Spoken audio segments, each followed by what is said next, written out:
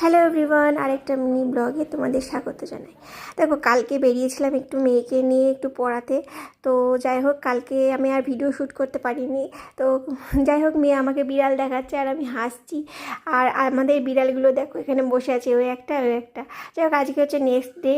তো কালকে আমি কিছু শ্যুট করতে পারিনি, সেই জন্য আজকে শ্যুট করেছি। তো দেখো, সকালবেলা উঠে মেয়ে পড়তে বসেছে।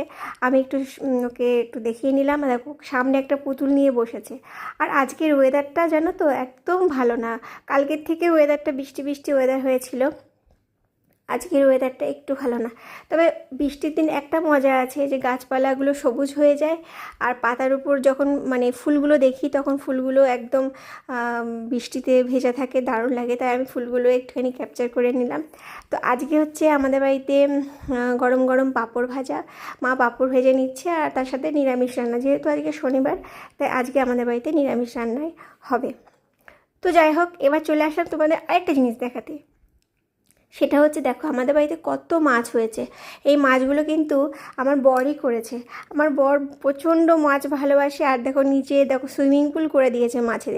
এগুলো হচ্ছে ছোট ছোট মাছ। আর তার সাথে আমাদের বাড়িতে ছোট ছোট দুটো বিড়াল ছানাও আছে। মোট আমাদের বাড়িতে 4টে বিড়াল আছে। আর এই দেখো, এই দুটো বিড়াল বৃষ্টিতে কিরকম কুড়িমুড়ি হয়ে আছে।